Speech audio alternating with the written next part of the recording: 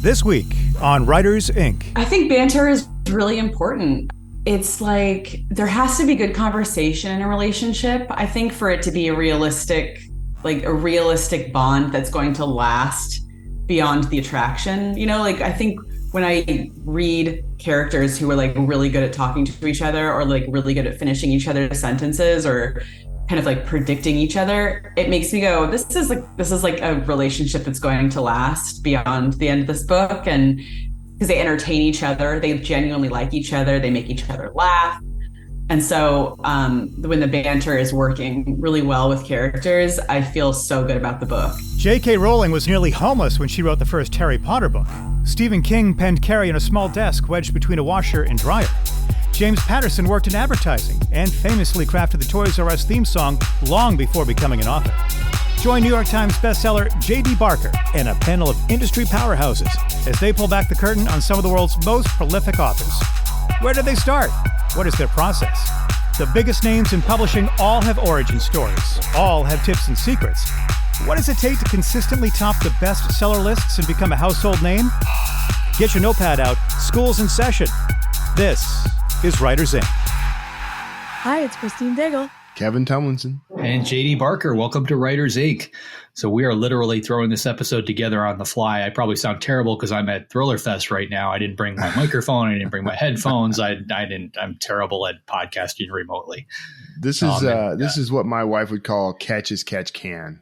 We're just gonna throw whatever we got into the pot, and whatever comes out, that's lunch. Yeah. So Patrick is at Cop Camp, so he's not here. And what's JP's excuse? Where the hell's JP? He got stuck in a work meeting? What kind of excuse is that? I don't know. Oh, man. Come on. Get your priorities together, kid. I didn't know that was an option. All right. So let's just get right into this thing. What is in the news? So the AAP released their StatShot annual report for 2022 earlier than usual, and trade sales fell 6.1% in 2022. And adult fiction rose to become the largest segment.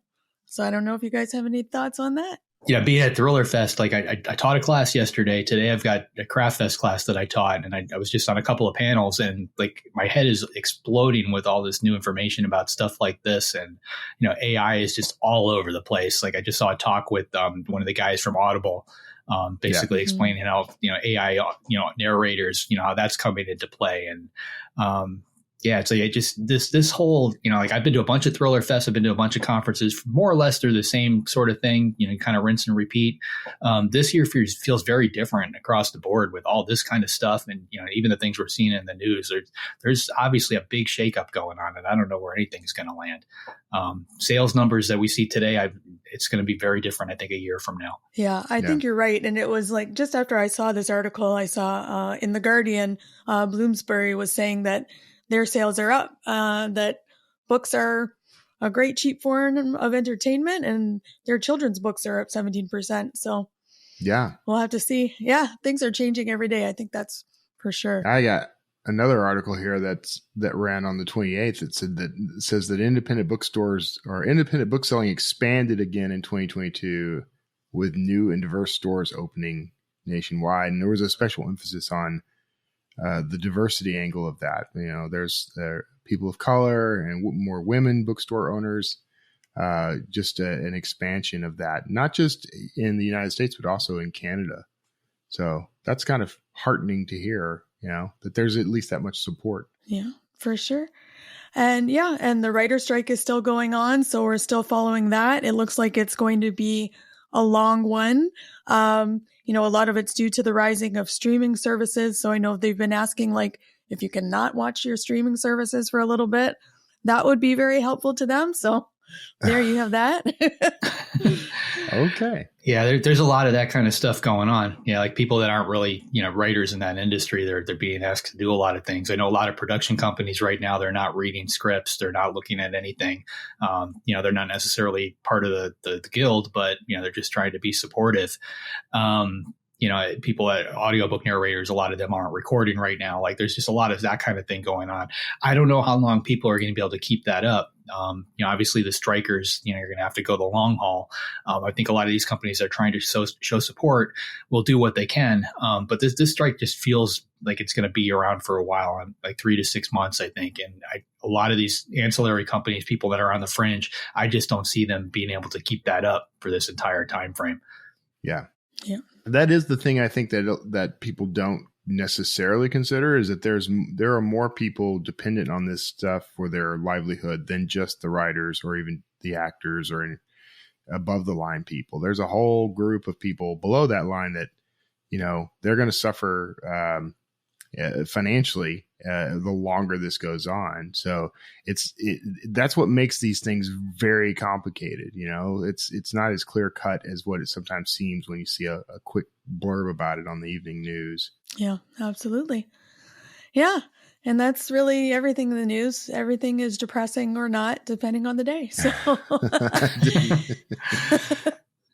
keep your head down and write the next book.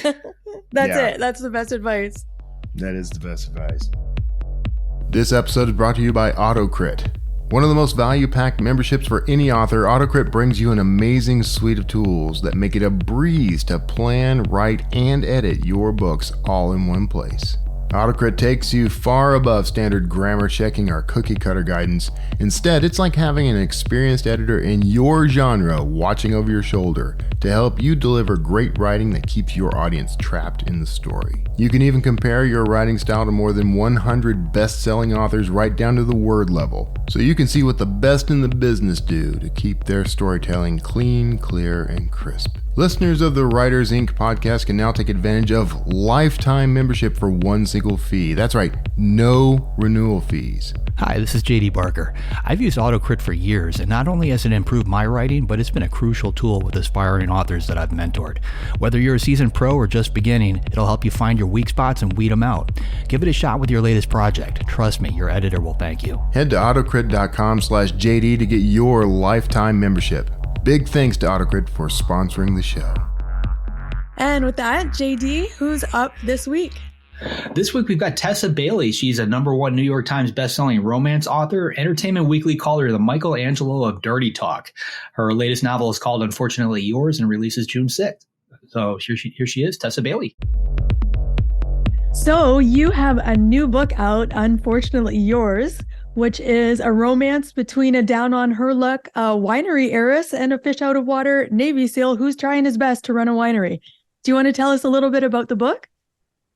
Yes, it is. It's a lot of fun, this book. It's like a classic, like enemies to lovers, marriage of convenience book, which is something I didn't realize I loved so much and hadn't written yet. It's kind of like two people who are wildly attracted to each other, but have fun, like something that's keeping them from liking each other or like being together. And August and Natalie have like particularly good banter. So it's a lot of funny moments. It's a lot of them like kind of like rebelling against these feelings they have for each other. But they do have this like marriage that is benefiting each of them because he needs money to keep his winery running. She needs money to open this financial firm that she wants to run. And so like they have to keep this kind of like farce alive, but at the same time they're falling in love. Yeah. And yeah, so I love that you mentioned tropes. So we've got enemies to lovers, we've got class differences, you've got your first marriage of convenience. What do you love about tropes? And are these your favorites? Do you have other favorites? I'd love to hear your thoughts on tropes. It's so funny. Like when I first started writing, tropes were not like the first, they weren't forefront in my mind when I was writing a book. Like my very first editor had to like teach me what tropes were, which is so funny because like romance it's tropes, like that's, even if you write a book and you don't focus on tropes, it will fall into the category of a trope. And I think because we have so many books, so many romance novels releasing at any given time, it's really just like a way of helping readers understand what the book is about at a glance, because there's just so many. I personally really do like enemies to lovers when it has to be done a certain way where I need to be confident that he never really hate her. Like I don't want him to actually hate her or else I feel sad. And I really do like anything kind of forbidden. I think Sierra Simone is like a really great example of that. She kind of writes things with like clergy members and things of that nature. Or like, even just like politicians, things like that, really kind of like forbidden things that are taking place behind closed doors. I tend to pick those up for myself when I'm reading. That's awesome. And so, yeah, I mean, tropes are really important in romance, right? Because that's what readers enjoy. How do you think writers can use those to their advantage? Yeah, it's something like it really helps you connect with the readership. I think, like when I go on, say, like Book Talk or Bookstagram, and if you listen to readers and what they're saying and what they're asking for, like it can be really helpful, not necessarily to guide you into like what you should be writing, because I think you really can't write for other people. You have to write for yourself at the end of the day and just kind of hope everybody else likes it. But it is good to have it in the forefront of your mind. Like, this is what people really like right now. Like right now, I'm noticing a lot of readers saying, we don't want the 11th hour breakup in romance. Like, we don't want them to break up at the very last second and have to get back together. And like, we want it to be more about vibes than a plot. That's really interesting because that's such a staple of romance. It is such a staple. The breakup and then the grand gesture of love, and is it too late and they get back together? So that's kind of out of vogue a little bit, huh? Interesting. It's like it's something new I'm seeing, and I don't necessarily think it's like going to change the formula of like how I write romance. Yeah. But it's definitely something like when you hear people saying things like that, it makes you consider different pathways in what you're writing and like different ways to the ending. And it's like just listening and reading it and seeing it, it can just kind of give you different ideas. And I think that's really valuable. So just thinking more on that, when you're writing tropes, do you try to subvert them or twist them or do something unique with them? I'd love to hear more about that. Yeah, I do. I do try to do something a little bit different so that it doesn't play out exactly like readers were thinking it would. I can't like give the ending away of Unfortunately Yours, but like there's just something more at play than just a marriage of convenience. Like they both have something sort of like that they're keeping to themselves. And I think that makes for a really satisfying ending when you're like, even if it's just a small thing that you didn't know was coming, it can really kind of keep it from being, like a typical story. Yeah. And I don't want to spoil anything either, but they have other things going on that definitely up the romantic element in it and just made it so sweet. So I thought it was really well done. Thank you. And you talked a bit about banter, which is your thing. Like you're the master at banter. Do you want to talk to us a little bit more about that? Like, do you have any tips, especially for writing, banter in general, but spicy banter is on the table too, whatever you'd like to share. Yeah, I think banter is really important. It's like there has to be good conversation in a relationship, I think, for it to be a realistic bond that's going to last beyond the attraction. Like I think when I read characters who are like really good at talking to each other or like really good at finishing each other's sentences or kind of like predicting each other, it makes me go, this is like a relationship that's going to last beyond the end of this book. And because they entertain each other, they genuinely like each other, they make each other laugh. And so when the banter is working really well with characters, I feel so good about the book. Like sometimes it's like more work than others, depending on the characters. Like, if you have like a really quiet character or maybe a character who's hiding something, it's harder. But yeah, banter is so important. And I think the banter in the bedroom, the reason I love that so much is just that it's so honest. Like, I don't think we get a lot of honesty in real life from our partners. There's a lot of like keeping things to ourselves or like keeping insecurities hidden or maybe like not revealing certain things. And so when I get into the minds of characters who are in like a an intimate moment, it's really just kind of like a refreshing thing to have them say something really either filthy that's like, you know, because it's like a confidence booster. Like when your partner says something about your body or like something that they've noticed about you, and it's like it really makes you feel like they're paying attention, and that's so sexy to me. I just like an honest moment with no filter. It's like that's my favorite part. Yeah, and now that you're saying that, I can kind of see how that was working, and unfortunately yours, he has all these things he says that he doesn't actually mean, and he's thinking the opposite thing, which contrasts really well with these honest moments that he has when there's intimacy, and it just gives a lot of warmth and fun to the banter. So yeah, that's a great tip.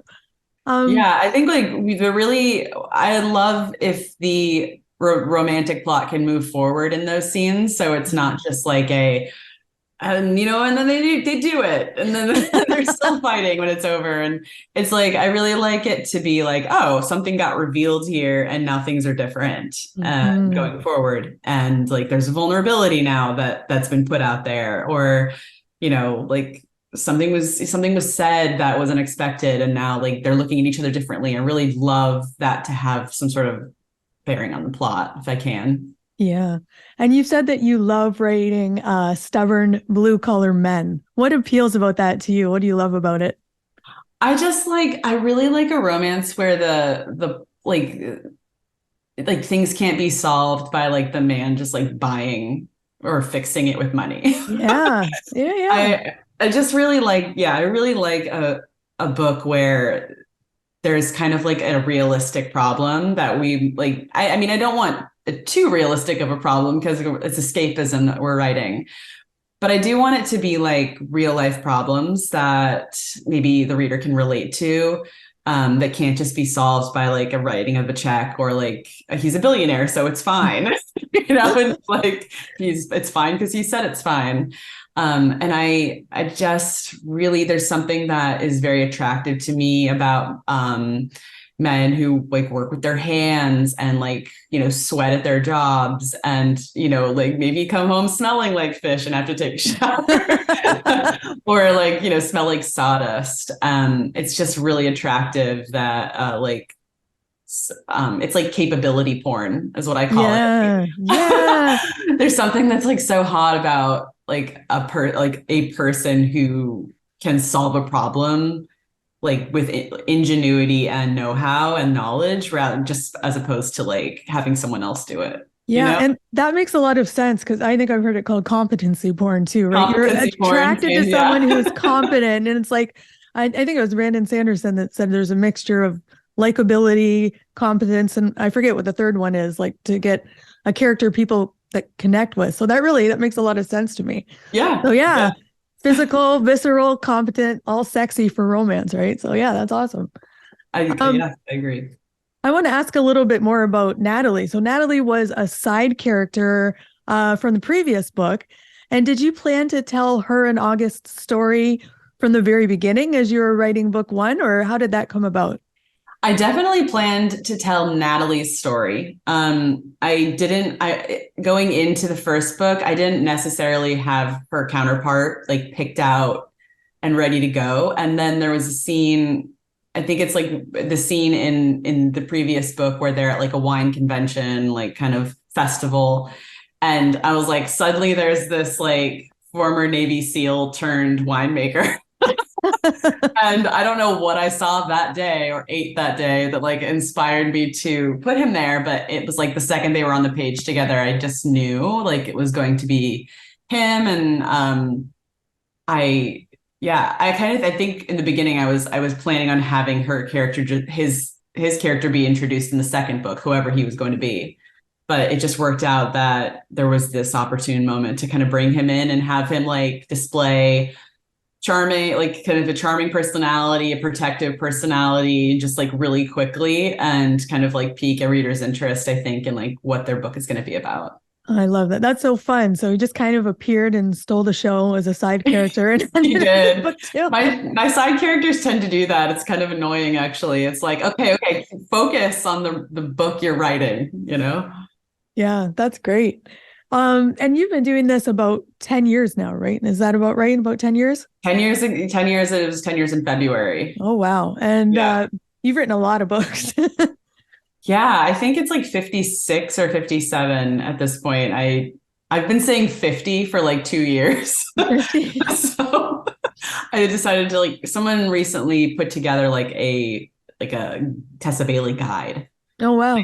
I counted. So now I know it's like 56 or 57, including books that haven't come out yet.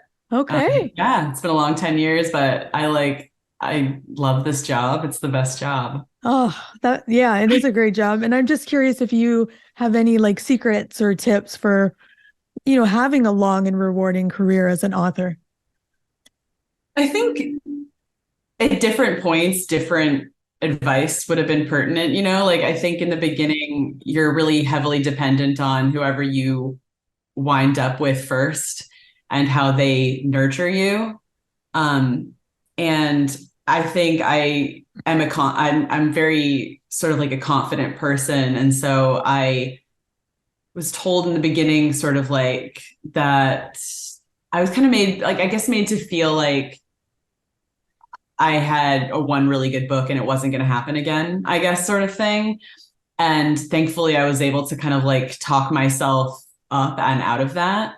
But one thing I do tell writers all of the time is like, feel comfortable not asking people for advice, because I think there's this like belief that we're supposed to have beta readers and we're supposed to constantly be asking people to read our stuff and tell us what they think. But I think it's so easy to be discouraged. And when you hand somebody a manuscript and you ask them to tell you what's wrong with it, they're going to have to find something, like.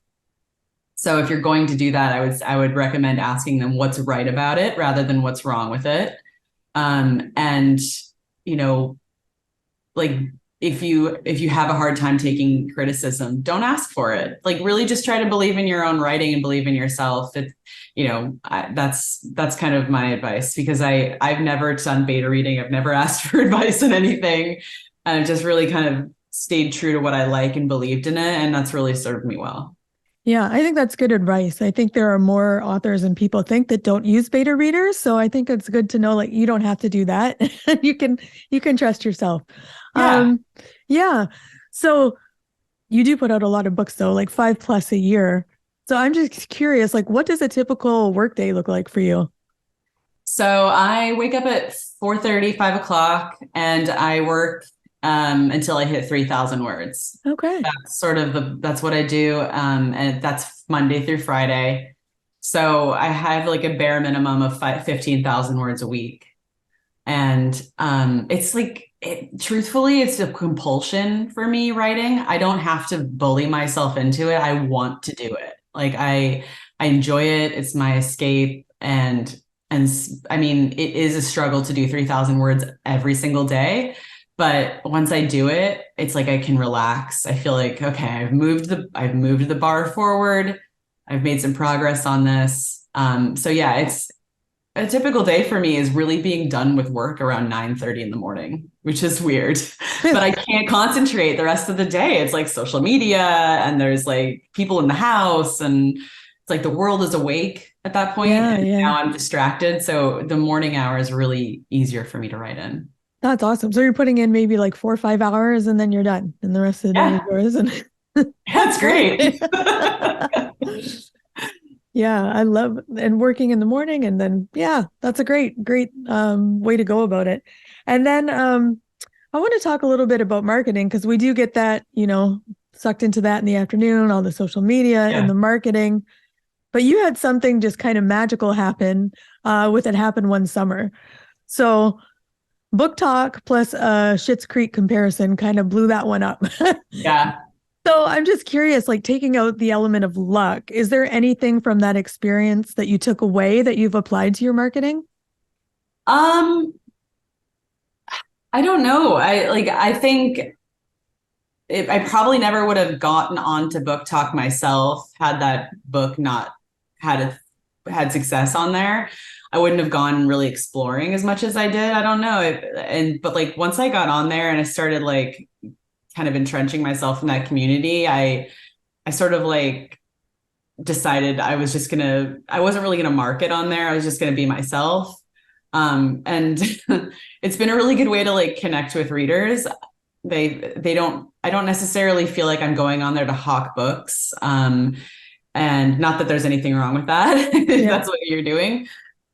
But I try to just kind of go on there and like share a little bit of the process, or like talk a little bit about a character I'm writing, or like just kind of make fun of romance in general, sometimes like in like a really good natured way. And it's kind of personalized me, I think, a little bit to readers. And I think that that's been more valuable than like going on and telling them, okay, my book is on sale, this is what it's about, like they know. I think they know.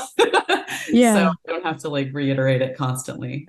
Yeah. And I think that's great that, you have other people that are talking about your books and you're connecting with readers through, being human and being yourself. I think that's fantastic advice. Cause I think people tend to take, the marketing from someone other than the author more seriously. And I think using your platform just to be yourself is amazing. And you also send out bonus scenes in your newsletter too. Is that right? Is that something you do? Sometimes, like I used to do it a lot more often, like when I had time, like when I had more time. But I recently sent out a bonus scene from Hook, Line, and Sinker, and that was really to make up for the fact that I had put out a bonus scene from It Happened One Summer into a Target special edition. Mm-hmm. And I kind of was like, oh, this is great. And then like, I'll be able to share with everybody like after that. But then like, no, you can't. You can't. So, and then like nobody can find it, because there was only like a certain amount of copies printed, and like, who knows where they are, they're behind like Frederick Bachman's book on the shelf in Target somewhere. They're like, but it's like, it makes me really feel wonderful that readers want to catch up with my characters and they don't want it to feel like the story's over. So when I can do that, I think it's really important to do it and just keep like perpetuating that belief of happily ever after, because it's not just nice. It's not just comforting. It also just, I feel like it puts reader, it like, sorry, I'm like stumbling all over myself. It kind of like gives readers a reason to trust you, because like that happily ever after is so solid and you're kind of showing that to them over and over again.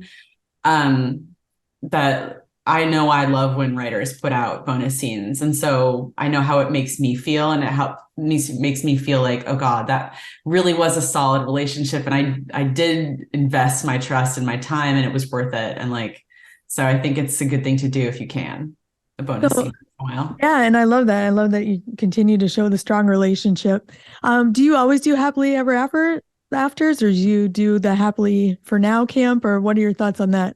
No, 100% happily ever after every time, guaranteed. Okay, perfect. That's a promise. That's a brand. Okay, so I have to ask this next question. Why did you drive from California to New York after high school? What was that about? Well, the day after I graduated high school, I got in my car and drove here, and I never left. It's been like 21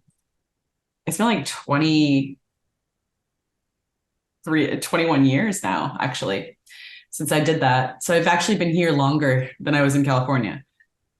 I was going to marry a firefighter, to tell you the truth. That was really my plan, was to move to New York and marry a FDNY firefighter. Did you know one, or you were just going to pick one out when you got there? Well, my cousin is one, but like, he was going to be my gateway. Like, okay. Others, yeah. So I don't know. I just like had this like really glamorous idea of what it was going to be like moving to New York. And it was not like that at all. It was hard. Yeah. It was sad, like being 3,000 miles from my friends and family. I waitressed and bartended and went to a community college in Brooklyn. And it was definitely an experience, and I was not prepared for it. And I'm just like really glad that I stuck it out though and hung in there, because there were great experiences along the way, like through the hard stuff. And like eventually I found my footing. But I'm glad I did it. Like, I think I hope my daughter isn't listening because I don't want her to do the same thing as me. But you got to take shots, you have to sometimes just take big shots and just hope that they're worthwhile. And that's what I did. Yeah. So you're looking for your own blue collar romance. Were you intending to be a writer as well, or what was going on in your head at that time? No. No. So I ended up marrying an Irish bartender from Dublin instead of a fireman. Nice. Yeah. So he was working in a bar and it got flooded during Hurricane Sandy, and I had had a baby. I've been watching this baby at home by myself for a year, being really isolated, and I had no creative outlet. And I was like, I need to do something just like creative for myself. I'm going to explode. And so he watched the baby while the bar was closed, being repaired, and I wrote my first book. And like I think I had some luck as well. Some luck was involved because I turned it in to an editor at Entangled, and she just like happened to pick it up out of the slush pile on her way out the door one weekend, and she liked it. So, it's like it was just like timing, Mother Nature, luck. No, I hear that. I started writing when my son was born too, just because you're like, I'm stuck at home with no interaction, and there's only so much daytime TV and laundry like that you can handle. So I totally get that. That's awesome. That's a good way to start a career. And now you have aspirations to judge a reality TV baking show. What speaks to you about that? Who doesn't, right? Like, who doesn't want to be on like? I want to be like one of the panelists on Chopped, or like like any of the shows, really. Great British Bake Off would be like the number one dream, but you don't get to be a guest judge on there. They don't have them. Yeah, I just want to eat is essentially what the thing is. I like to eat as much and as often as I can. So do you bake and cook as well, or is this just from the judge angle that you're interested in? Yeah, well, of course I want to be on TV as well. You have to be. I cook at home. I'm not great at it. I do my best. Do you cook? No, I do like a box that comes with all the ingredients, and I put it together, and I call that cooking. That's like the extent of it. HelloFresh. Yeah, yes. This episode is sponsored by HelloFresh. Anyway. Like all my true crime podcasts are HelloFresh. That's it. And I'm like, oh, look, I cooked and it's good. So it's better than I would do. The thing with HelloFresh is like every single recipe involves ginger and like garlic. So I realized like slowly, I was like, if I just use these two flavors in anything I do, it's going to taste exactly like HelloFresh. And I was, yeah. Sort of. That's kind of, and once in a while, throw a little horseradish in there. You got it. Horseradish, little teriyaki sauce, Perfect. I'm just too disorganized to like get things. So it like helps organize. No, I feel that. Okay. I have a couple of listener questions. What is the hardest scene that you've had to write? Oh my God, ever? Oh, I don't know. I'll let you take liberty with it. I think there's a scene in Love Her or Lose Her, which is the second book in the Hot and Hammered series. And it's a marriage in trouble book. And she walks out on him in the second chapter.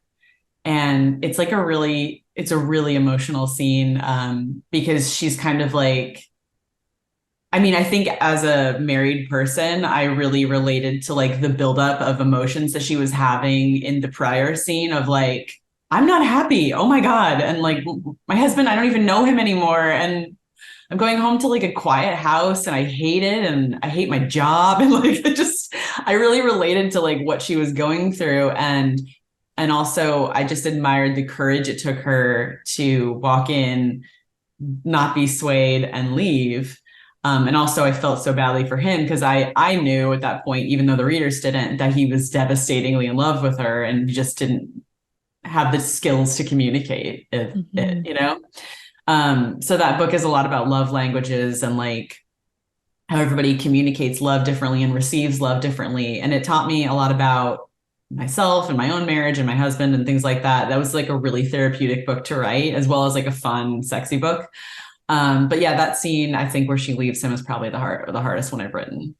Yeah. So how do you handle your emotions like in situations like that? Is it difficult or can you take a breather? It's weird. Like in real life, if I come across a situation that's difficult or emotional, it can very easily suppress my emotions, and like not feel anything, until I'm ready. But when it comes to like writing scenes, I do get like very, upset. Like I can feel the pressure in my chest. I start tearing up. I really feel like I'm there with these characters and in their heads. It's kind of strange. It's like writing is like definitely a conduit and like to connecting to myself in like the weirdest way. I don't know. Do you have that too? Sometimes I'm just curious if you ever feel like emotional exhaustion after you've written a scene. Do you just like feel? Yeah. Yeah. Especially with like, I recently finished a book. It was like last week, actually, last Thursday, I turned it in. And the end scene on that one was like I don't know. It was so much more than I was expecting. Like I thought it was going to be okay, like this, okay, the victory happens and they reunite and it's going to be great. But like it was like so much deeper than I was anticipating that I was like, actually, I finished it at a theme park. My daughter was at a theme park with her friends, and I was writing it in the cafeteria of this theme park on Long Island, and I was like sobbing. So, oh my goodness, I was the weird lady in the cafeteria that day. Yeah.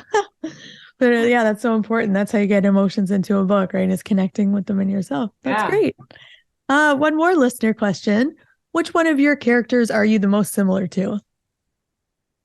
I really think I'm the most similar to Hannah from Hook, Line, and Sinker, at least like most recently of my most recent characters. Like I just was describing there about how I have a hard time like acknowledging emotions in real life, or I just am really good at like not acknowledging them. Like I'm just good at suppressing them. When it comes to like, so Hannah is like a record collector, and she can feel things through music that she doesn't necessarily feel in real life. And I have that too. Like I can break down over telling you the plot of Frozen. Like right now, I would cry hysterically telling you the ending and how the sisters are the real true love story of that movie. Like I'm already getting choked up thinking about it. And that's like really only one example, but like honestly, if something happened in real life, I would be like like I think Abby Jimenez once said one of her characters was like in T-Rex mode, where she's just like problem solving. She's just like, like problem solving, claws out, fix. And that's kind of how I go about everything. But like, yeah, a song or an episode of Ted Lasso or something, and I will be a disaster. So Hannah has that kind of same personality, so I connect with her a lot. Yeah, I think a lot of us like experience that. You have to be pragmatic in your daily life, get everything solved, and then when you can, watch a musical, watch a TV show, it's okay to bawl because you have some time to breathe and you don't need to be taking care of anybody right then, right? Yeah, so I totally get that. Amen. Okay, I just have one final question that we ask everybody. If you could offer one piece of advice to new and aspiring authors, what would it be? Write it like your mother is never going to read it.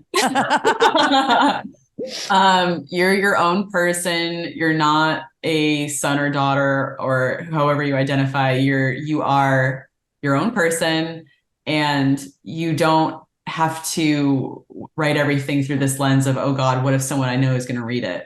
Like, do it for you. You are an individual. So just write for yourself and fuck it. You know what I mean? Like whoever reads it, reads it. However it makes them feel, it makes them feel, that's okay. It's okay. Just write it like no one is ever going to read it, honestly. This episode is brought to you by Master Writer. Master Writer is a powerful collection of writing tools and references assembled in one easy-to-use program. Included are word families, phrases, synonyms, rhymes, definitions, figures of speech, pop culture, a searchable Bible of intensifiers, and a unique collection of intense descriptive words. Why struggle to find the right word when you can have all the possibilities in an instant? While a computer can't compete with the mind and imagination of a writer, the mind can't compete with the word choices that Master Writer will give you in an instant. When the two work together, great things happen. Check it out today at masterwriter.com. So that was an awesome conversation. I had so much fun.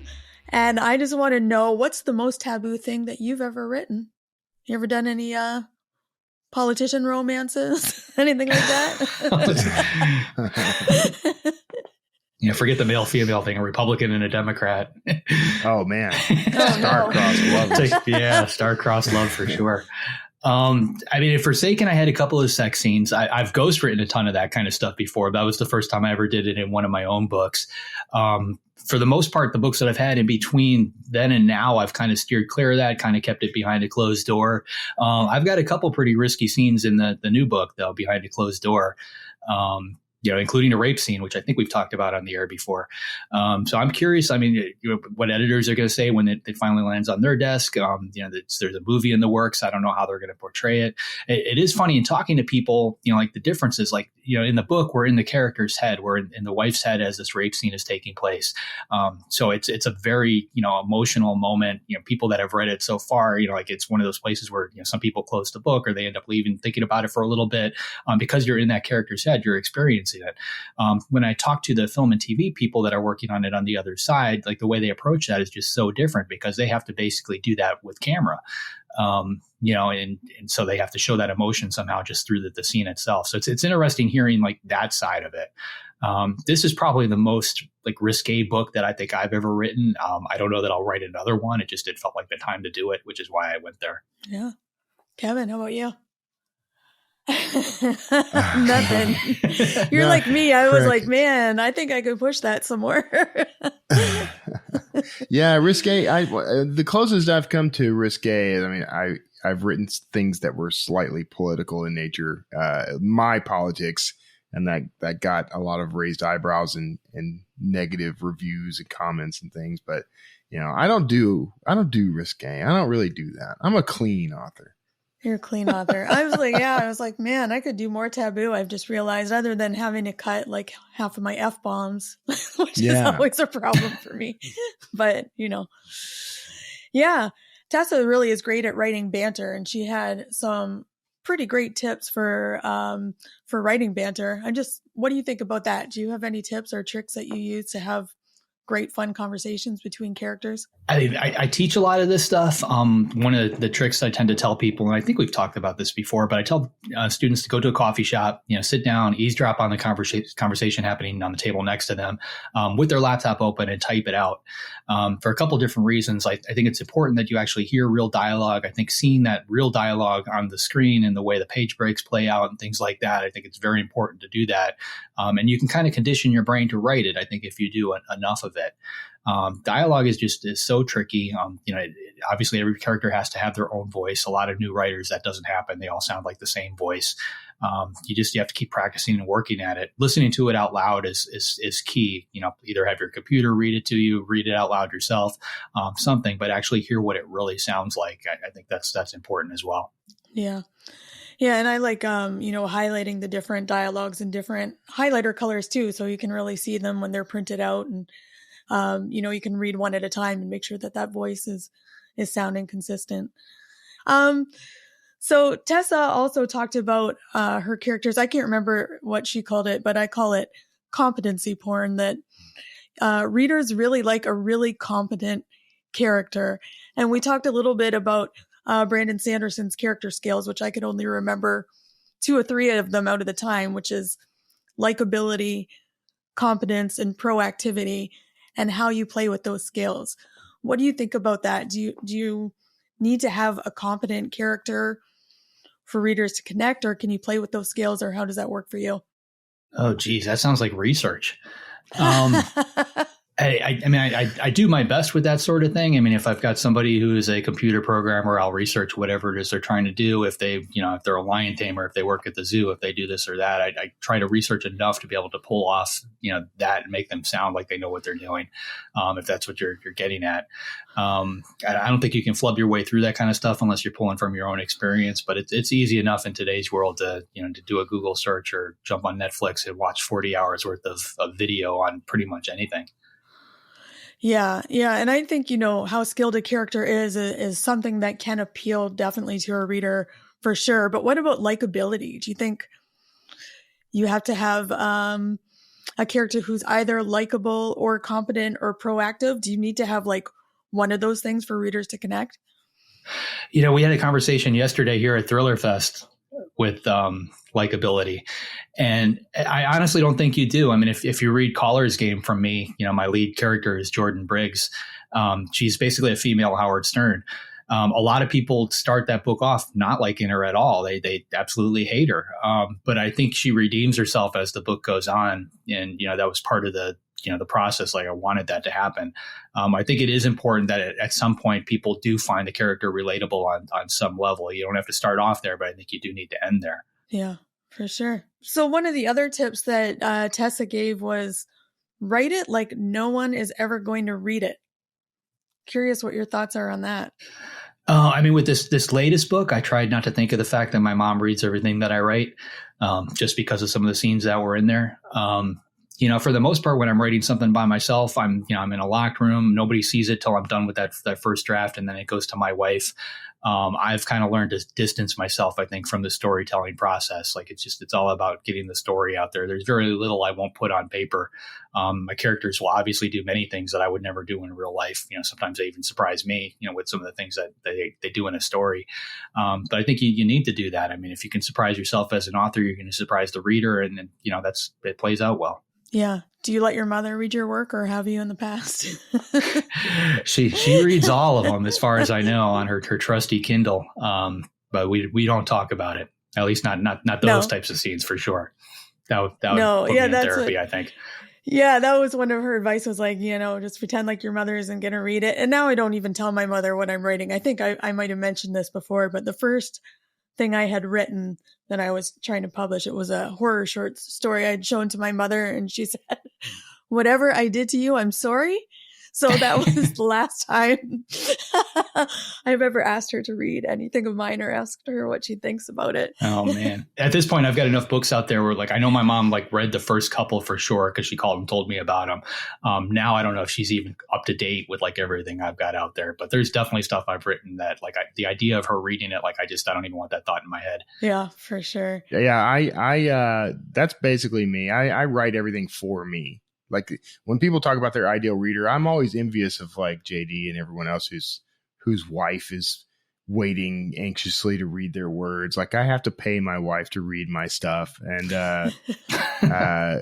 she likes everything she's ever read from me, but she's got other things she wants to read. She considers herself a slow reader, so I don't blame her. But so my ideal reader, the audience I'm writing for, is me, and if I know I like it, that's as much as I care about.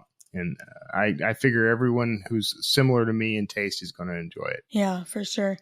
Another thing she said that I've been kind of pondering this week was the change in what readers want in romance. And I don't know how this works, kind of in other genres, but she was talking about how she was seeing some kind of pushback from readers who don't like the breakup before they get back together, which has been a long standing romance trope, right? They break up, someone makes a grand gesture of love, and they get back together. And, I don't know if it's a different demographic, but they're like, we don't want this. We want things that are more vibes. And I'm like, that's something that I've been pondering about, what is the younger demographic looking at, who's coming up, maybe millennials or Gen Zs who are starting to read, adult fiction. I guess millennials are adults now. They're just young to me. But what do you think about those demographics at all? Or is it changing? Do you think tropes or what readers want? Or how does that change your writing? Or do you just not even think about it? I personally don't think about it. I mean, I try not to. I probably should a little bit more than I do. I'm still trying to wrap my head around the fact that I'm in my 50s, like, cause it doesn't feel that way. Like I just saw a music video from 1982 and I mentally did the count in years and how long ago that was. And like, it just seems so silly, but like, it's literally like the same as like music of the 50s when I was growing up. Like that seemed like old music. And all these things, as far as generational stuff it's the same thing. Like this generation, like they don't know what a fax machine is, like people don't know what a CD is, like all these different things. You can try to incorporate that, I guess, on some level. Personally, I just try to steer clear of anything that can be pegged to a certain time. Whether it's technology or whether it's a world event or, anything like that, unless it's something that I really want to do with the story. Like in She Had a Broken Thing Where Her Heart Should Be, I follow a character from, I think, 5 or 6 years old all the way up into his 40s. So I purposely went out there and did call outs on those types of things, going on in history, just as callbacks, I guess, to kind of bring everybody into whatever decade we were in. So if it serves a purpose, I think you should put in there. If it doesn't serve a purpose, probably best to steer clear of it, because you're going to have somebody, saying what the F, when they read it, because they're not going to understand it. Yeah. I think it's interesting to me that people who are reading those books, no matter what generation they are, would be in some way upset that there was a breakup or something. that I don't understand why they would bother, because that is sort of such a well-established trope. I don't think you should actually care about that. Like, I think you just continue to write the book, you continue to tell the story in the way that works. JD's got so much. JD's got someone in your hotel room. This whole episode is so cursed. This is going to be the bloopers episode. Kevin's talking, and I've got somebody from the hotel just came through the door of my room saying something about looking for something, and it's like, you need to come back, whatever it is. I hope they're leaving more coffee for me. I hope listeners enjoy the struggle of this episode, and it brings them some joy. Yeah, this was like, I think this is great because. Yeah, I was gonna say we created a blooper reel on the fly, which is kind of there you go. I think this is great because I think sometimes I think authors who listen to this show and any of these podcasts, I don't think they always understand how much work goes into doing these things and what sort of chaos happens behind the scenes. But like, so far, this has been a great example of like everything that can possibly go wrong in a show. That's why we work so hard to bring this stuff to you guys. This episode on how to humanize your characters by just turning the whole show into a blooper You know reel. what, though? Continue, Kevin. That's a very good point, though, that, when you're writing a character, like it's the chaos that makes a character relatable. I know this is off track from the interview, but like those little things, having things go wrong, that's the point of a story. You want the character to interact with the world in that way. And the same thing does go to loop it back. The trope about the breakup before getting back together is a problem that all romances have, in the real world and on the page or on the screen. Like, not everyone breaks up, but everyone has that moment where they sort of question, like, is this the right relationship? And if you don't have that moment, it doesn't feel real. There's nothing engaging about that. And there's nothing that causes the character to feel real. So, yeah, I think I would ignore the complaints. I would actually take those complaints as not criticism, but as praise, because it means you've done the story right. Let them get mad. It's okay for a reader to get mad at you as long as they finish the book. Yeah, that's an interesting point. I'm going to be thinking more about that, though, because I'm like, is this just like a trend? Is this going to change like tropes of genres based on reader preferences? But yeah, I'm definitely going to be thinking about that and digging into that some more, just because I found that very interesting. Yeah. Well, cool. I think we better wrap this episode before up before something falls explodes. on somebody.